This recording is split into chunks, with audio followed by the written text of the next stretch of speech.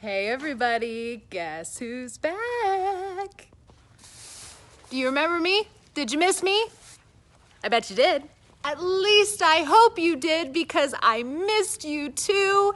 If this is the first video of mine that you are seeing, hello, my name is Lindey. Welcome into my channel. I have actually been MIA on YouTube for a very, very long time, and I have lots of excuses for that, a lot of reasons I'm sure that you can all guess. You know, just being super busy after opening the store and all of these other things going on. But honestly, you guys, I have missed putting out content, and I wanted to come back and I wanted to kind of fill you in on everything that has been going on with the store, my eBay account, things that I'm doing now, new ventures that I'm diving into. And I figured now is as good a time as any to just start dropping videos again. Had to walk over to find my water because you can tell I'm not used to doing videos. I talk for like 35 seconds and already I'm parched. So let's do a quick catch up so I can kind of tell you what's new, what's going on, what's happened. You can already see I have a friend. That's Claudia. Put in the comments if you can guess why I need to have cats. Just guess. You probably only need one guess. Oh my gosh, you guys, I have stories for days. I don't even know where to begin. Well, okay, so if you've been a follower of mine for a really long time, you probably know about when I opened up the store. It was in the fall of 2021. If you're a newer follower and maybe you've just seen a few of my videos here and there, you might not have known everything that's kind of gone on regarding that. Well, for anybody that's new, I have been an eBay seller for well over 16, 17 years, 18 years. Oh my gosh, I became a seller. My eBay account was opened in 2005. 18 years? Holy crap, I didn't even realize that it had been that long. So I've been an eBay seller for 18 years. I've been like hardcore full-time seller for maybe 8 years now, where I haven't had another job. My primary job has been being self-employed with being a reseller. Prior to that, I kind of dabbled in reselling for, you know, eBay. I did yard sales, local pickups, Facebook Marketplace, Craigslist, all of that kind of stuff. And I was in liquidation for a couple of years when I got the opportunity to open up a storefront. And so in October of 2021, I opened a bin store, and that's kind of when my YouTube channel started to go downhill. Ow! Ow, stop biting me. Kitty's got claws. Ow, wants to play, but she's painful. Oh, put the chocolate starfish away.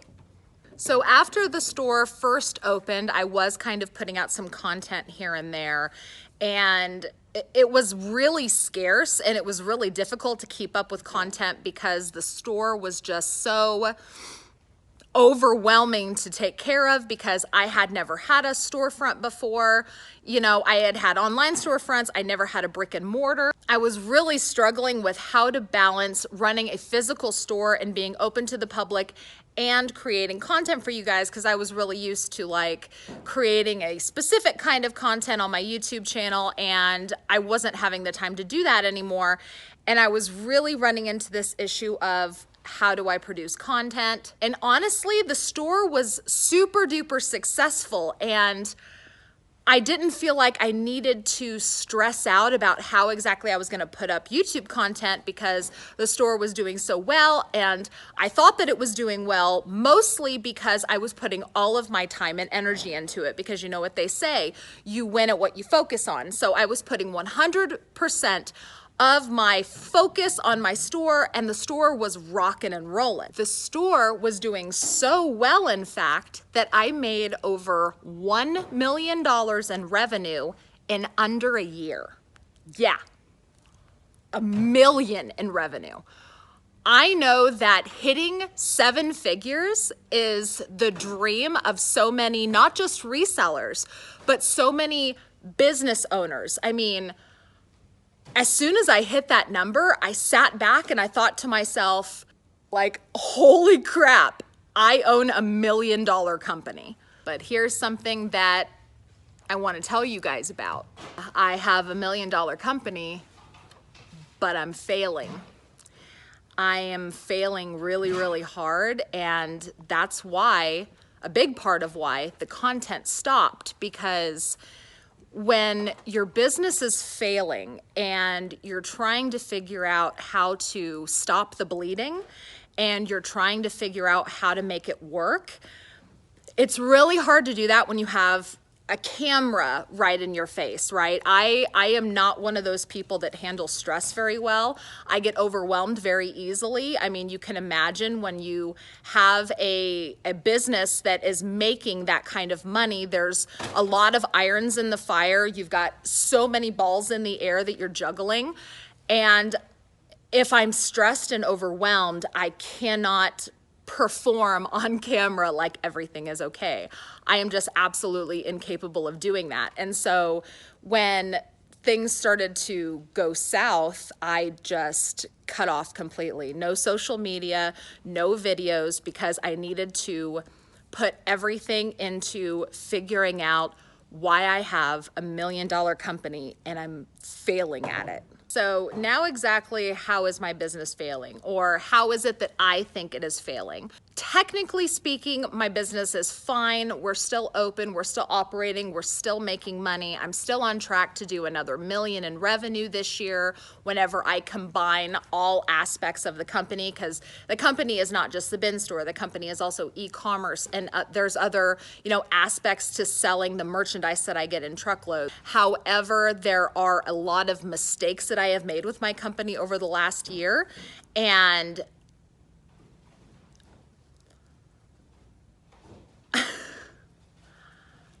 a lot of it is what's causing me to fail. A lot of bad choices. I made a lot of bad business choices. Some of it I could control, some of it I couldn't control. I can't really delve into all of the aspects of the failures that I've made over the last year that put my company in a very, very delicate situation. I can give you a few insights as to the things that I can control versus the things I can't control. The first one being bad trucks. A lot of liquidation companies, a lot of bin stores, a lot of resellers can go out of business because they get truckloads or they get pallets of merchandise that are just flat out not good. And that is a big part of why my company became in jeopardy over the last year. I had so many truckloads that were bad. And I can say that now I feel very confident about the truckloads I have now, because I do have a supplier that I really trust.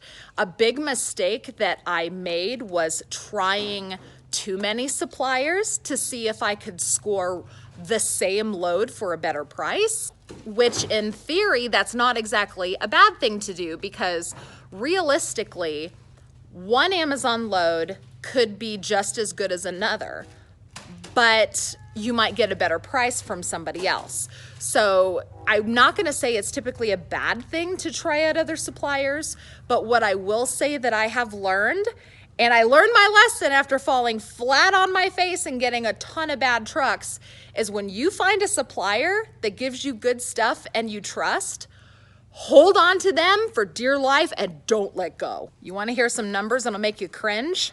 I'll give you some numbers that'll make you cringe. In 6 weeks' time, about a year ago, it was about a year ago when everything started kind of heading south for me, and I started kind of pulling away from social media because it was hard for me to handle all of the problems that I was having with a camera in my face and having to, put on a smile and talk to everybody like everything was fine.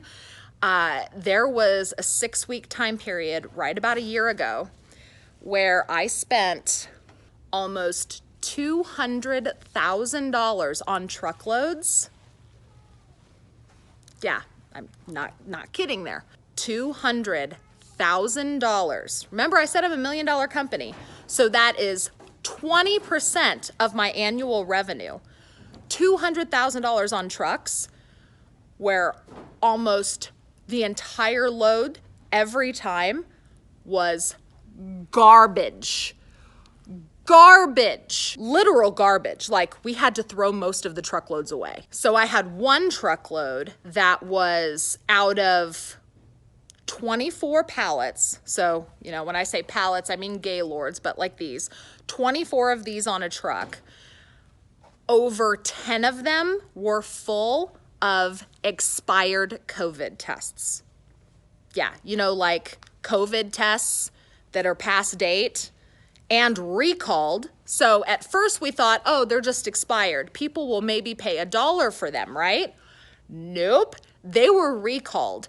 When we looked it up, it was actually a level 1 recall. So we had to destroy them. And I was extra pissed because Amazon shouldn't have even been selling them. Like, Amazon, when I say selling them, I mean Amazon shouldn't have been able to liquidate and make money off of them.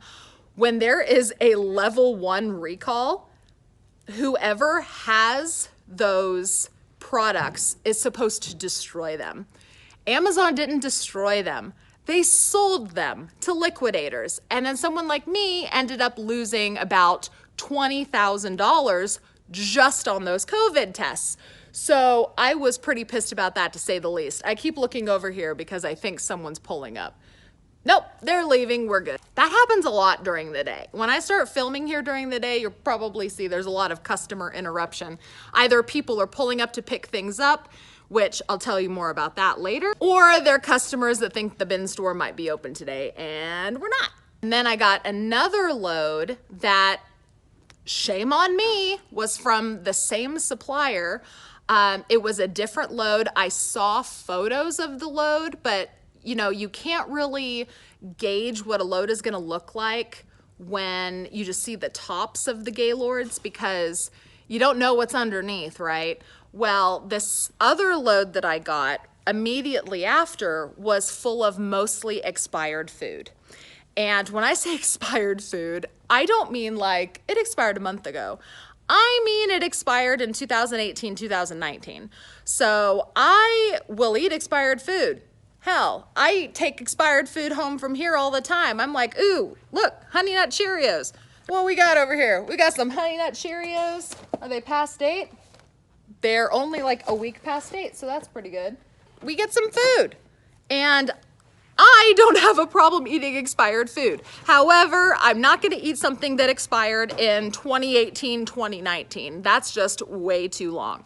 So we got this load that was mostly expired food. What wasn't expired food had a bunch of clothing. My customers don't really respond well to clothing, so almost that entire truckload was a wash. And I wanna say, I can't confirm, but I think I probably lost a lot of customers the 2 weeks it took me to go through that truckload because people didn't like what they saw. You know, if you go to a store, that you're used to going to and you suddenly see a bunch of crap that you don't want, you might stop going to that store, especially when it extends. Like, I couldn't get it all out the first week because I would have lost all my customers. So I had to kind of stagger the Gaylords over 2 weeks to try to move through what I could, threw a lot of the food away, a lot of clothing that people really didn't want. I think I lost a lot of customers after that because they just didn't want to come in because for 2 weeks straight, they didn't see stuff that they were really interested in. So that really hurt, especially because when I first opened, I was the only bin store that's here in this vicinity. Now there's like 5 others. So it's definitely a hopping industry right now and competition is fierce. So if you go to a bin store and you find a bunch of stuff that you don't really want, when you have options, that means you lose customers. So having a lot of trucks back to back not only cost money because it's merchandise I can't sell or it has to go straight in the garbage, but I also lose customers because they're disappointed in whatever I have and they just don't come back. They go to my competitors. So yeah. But that was kind of the gist of all of these truckloads, right?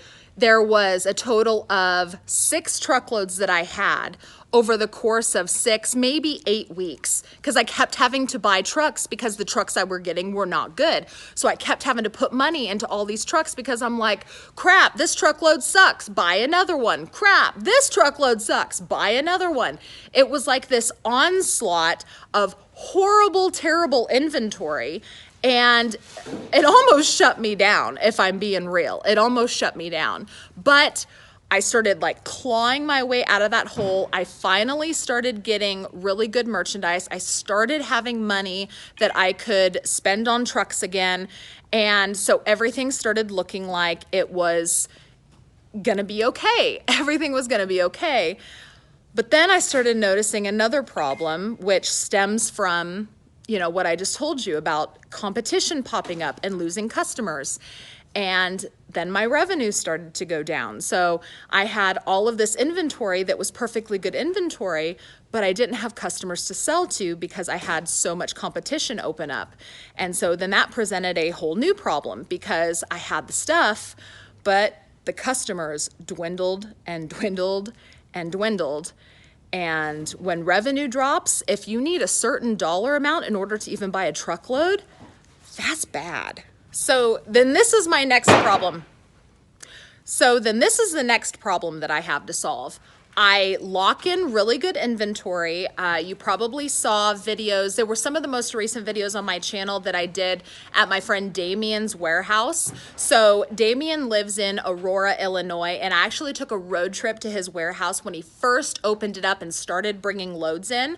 I wanted to go pay him a visit. I did some videos at his warehouse location, and I wanted to kind of get an idea of some of the loads that he was going to be getting on a regular basis so that I could buy, because after going through so many bad loads, I wanted to see loads with my own eyes. And it's not like I didn't trust Damien. He's a really great guy. He has the Nice Find Wholesale YouTube channel. I'll link it below. I've mentioned him before, but I trusted him, but I wanted to see the merchandise with my own eyes. So it was a good excuse for a road trip. I went there to visit him.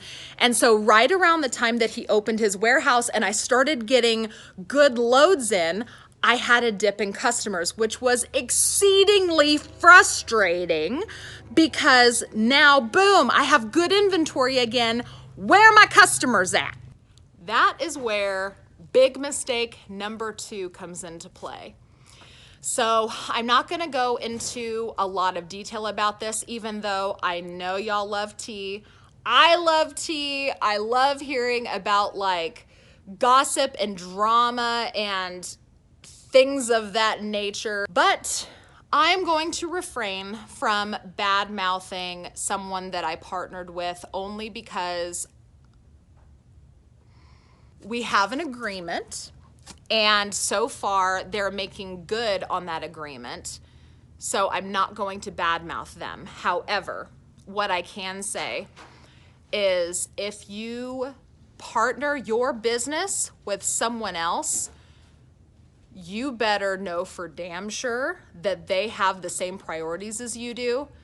And you better know for sure that money is not going to be a problem between the two businesses living in a beautiful marriage, because that's exactly what ended up happening with me. I ended up partnering my business with another business.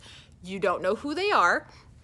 But I ended up partnering my business with another business to try to see if I could do kind of like a consignment kind of deal, because I had, like I said, I had all of this really good merchandise, but my customers had really dwindled, and they are resellers and they have a plethora of customers.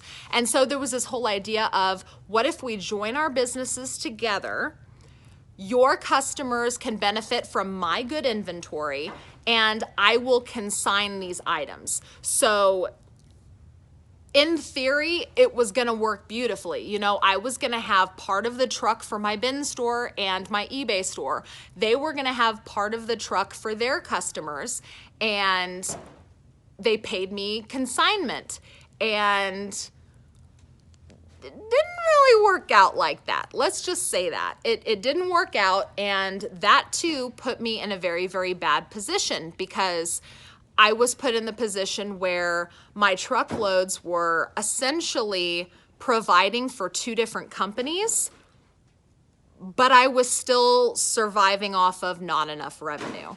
And so after way too long of trying to make that situation work, that business partnership was severed, and I am essentially starting from scratch again. And I'm still trying to build off of those same problems that I had before. You know, there's a lot of competition. I have to try to grow my customer base back. And so I figured that now is a really good time to tell everybody about my plan, because I feel really, really good about it. You know, oh, there's a customer.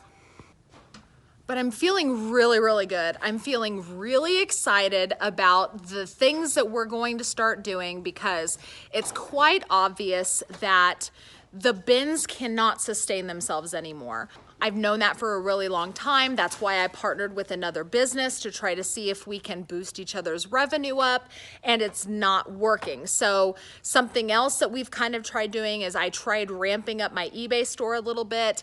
Now, the eBay store does consistently get over 10,000 a month in revenue, and while 10,000 a month is a number that I always strived for when I was working out of my basement, 10,000 a month doesn't really sustain a business that has a brick and mortar space.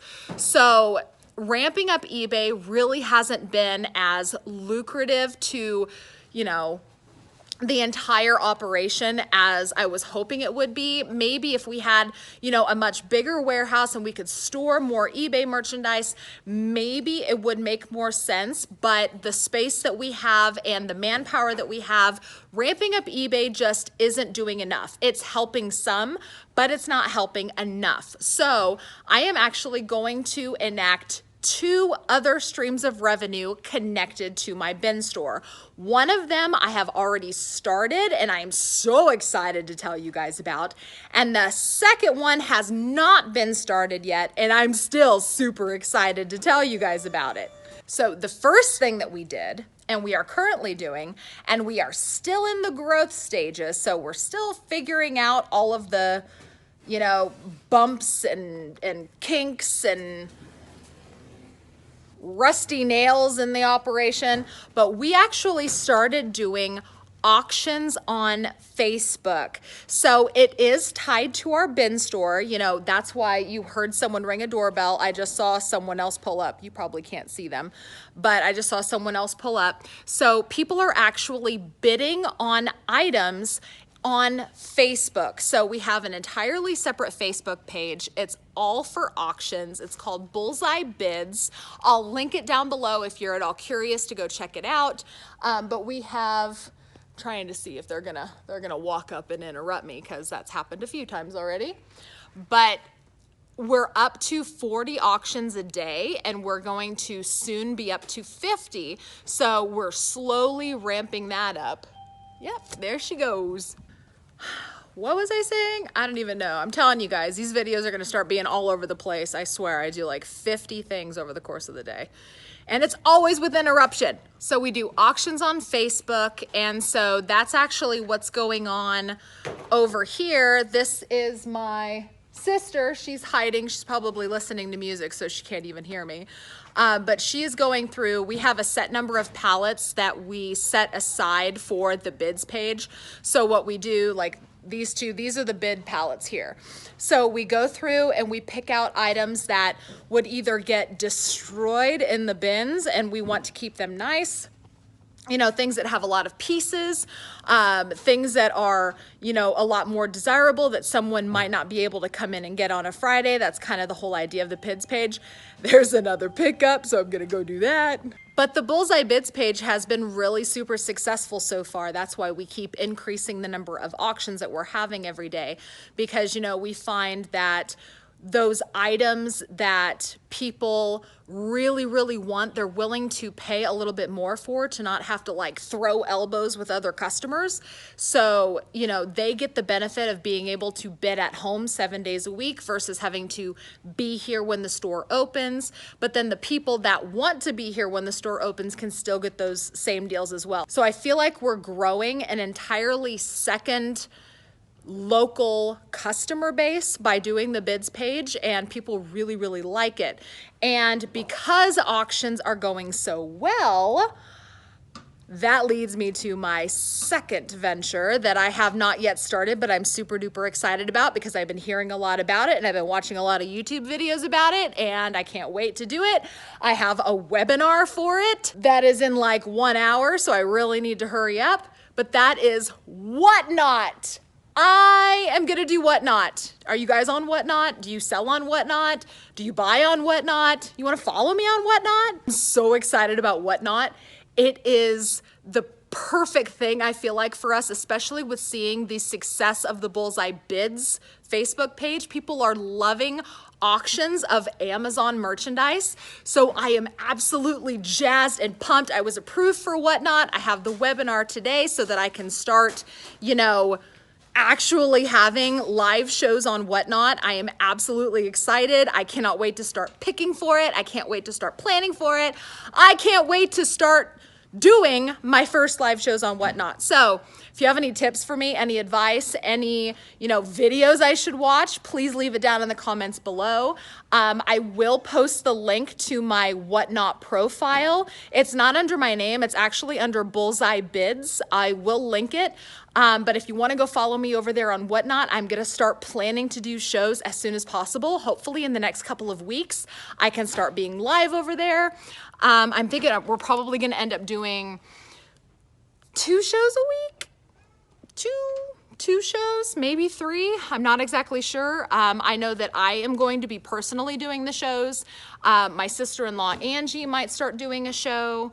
I might see if my other sister Lisa wants to do a show. Yeah, she's got earbuds in, she can't hear me. Really super excited about it. I love the idea of the live video auction style platform. I'm super pumped. And I really hope that you guys will join me over there on Whatnot. So I'll leave it all down in the video description below if you want to go follow me over there. And if you sell on Whatnot, please give me some tips down in the comments below.